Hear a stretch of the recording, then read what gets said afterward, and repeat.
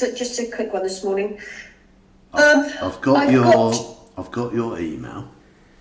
Yeah. So I just don't know how to do that. Yeah, no, that's no problem. I'm going to read it out so everyone else can get the gist of it, and then I'm going to tell you what to do.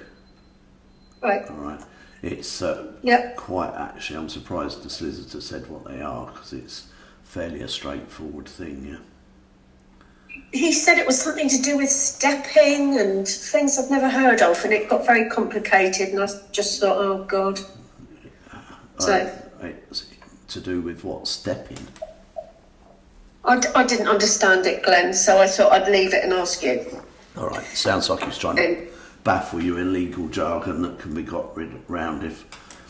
But look, let's read out the question. You found a studio flat. Current tenants are leaving in 6 weeks. The flat will be on the market for 170 grand. Okay, so that's on market. What's going to be the value of it? Do we know? Is that the value?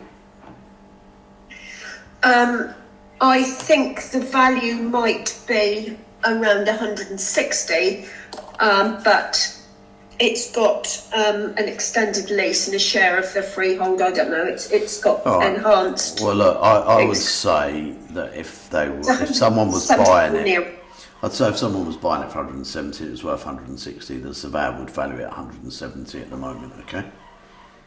Yeah. Now, they have a friend who'd like to be a tenant buyer and pay an enhanced rent for an agreed time, i.e. 3 years, and then use the possible increased equity, that's if it goes up in value, and the overpayment rent as a deposit. You spoke to a local solicitor who said it's good in theory but wasn't really possible, and like you said, I don't think that's right. You've been listening to me. He's talking a load of bollocks. Right. They just don't get this. So, look, some of them do, the commercial ones do, but the traditional ones don't. There is a possibility that the vendor might help with the deposit. How would that work? Okay. Suggestion here that they would enhance the cost of the flat by 5% and then lend the tenant buyer the 5% in cash, which would give them 5% towards a 90% mortgage, leaving them to find only 5%. So I get that. The 5% goes back to the vendor upon completion. I'm thinking that would only work if the buyer has discussed the position with the finance advisor first and get a mortgage. Okay, so that's no problem at all. Okay. If you're going to be in the middle, it's actually called a sandwich option. Okay. Okay. Because you're basically the meat in the middle. Okay.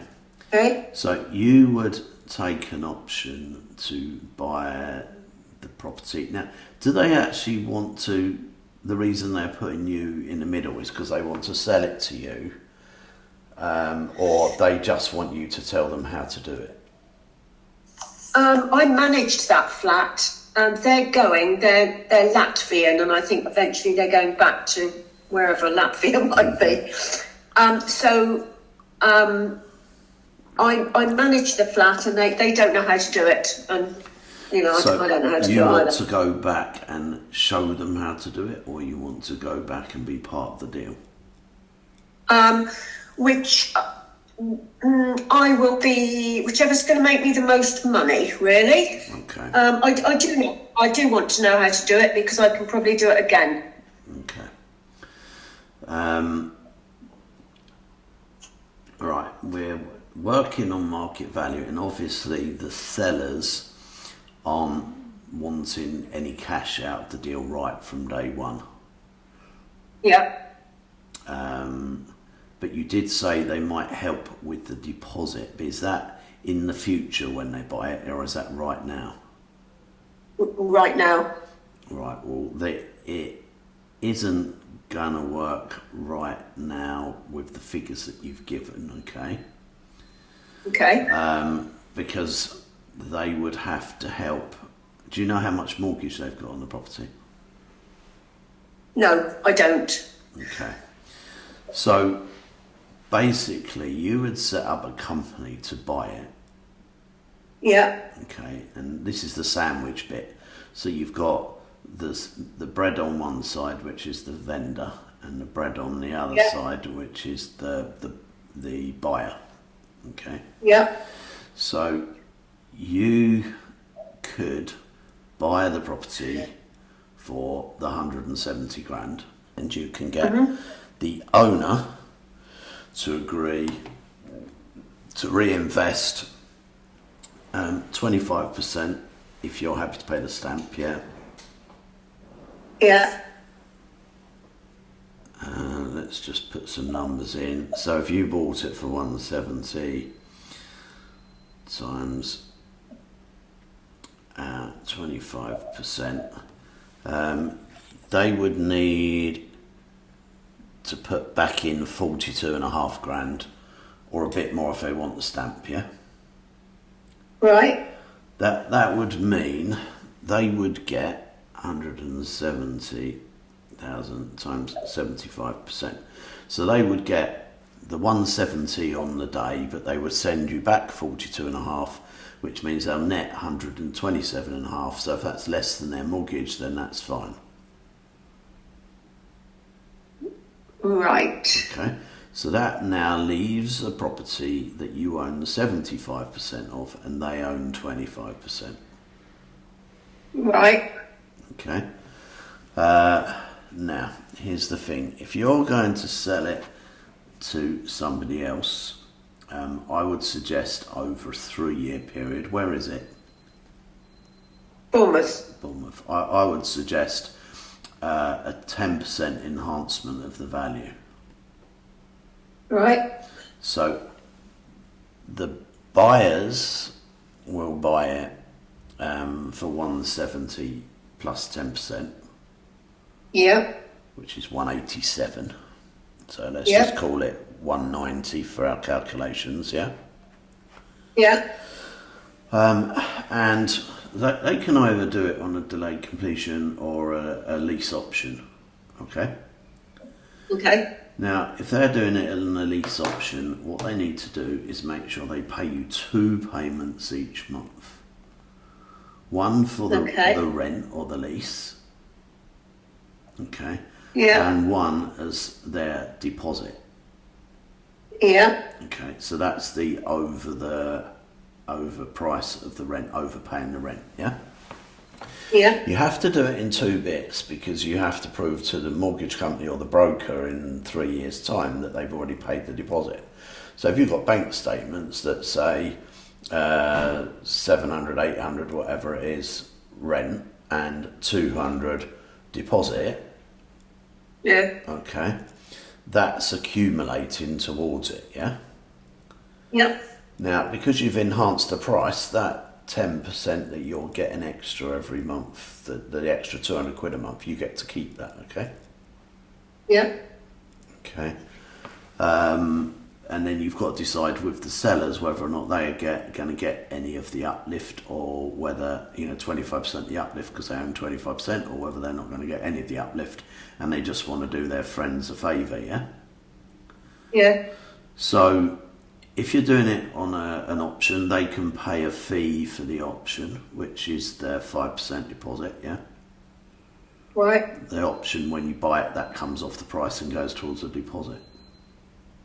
Right.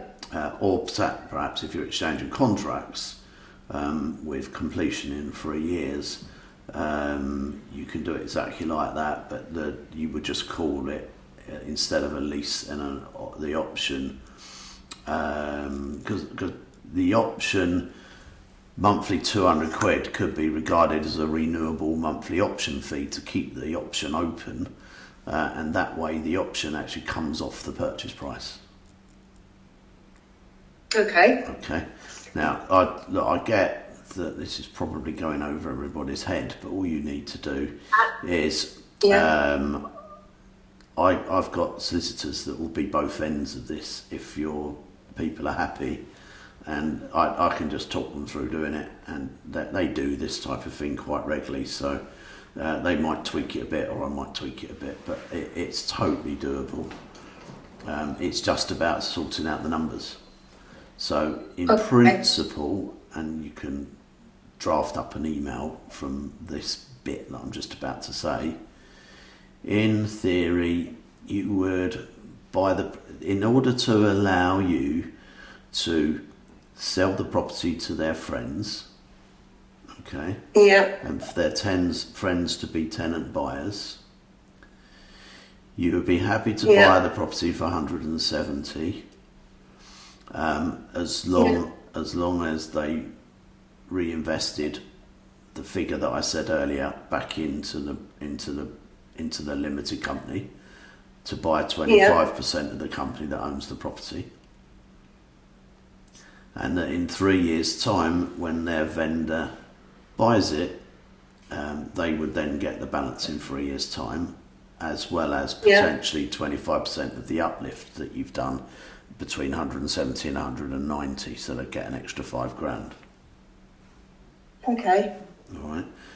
You would get the other 15,000. Okay. But you would also get around the £200 a month mortgage or payment that they're making extra, which will come off of that 15,000. But in total, you'll make 15,000 out of it, plus whatever letting fee you're charging them, because you can charge. You're obviously going to be charging them rent, but you could charge the sellers a 25%. To give them slightly, or give them none of the profit from the rent each month. Okay.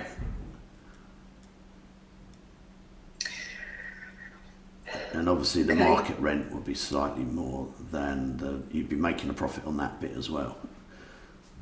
All right. All right. So look, the thing is, if you want to do that, talk to them. If you're struggling and we're playing Chinese whispers, I can have a 5-minute conversation with both parties at each end, yeah? Yeah. And help you stitch it together, but it's totally doable and not that complicated. Okay, can I ask you a quick question? Yeah. This webinar's being recorded, isn't it? It is indeed, so you can listen to it. Yeah, can you? Because some of that's gone over my head. Look, I'll tell you what I'll do. We'll put this bit onto our YouTube, okay? Okay.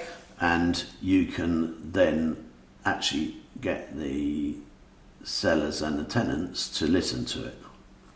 Oh, perfect. All right. Yeah, okay. And then I've got solicitors that you can use and they can use, and so you need 3 sets of solicitors, but that's no problem. All right. Yeah, thank you.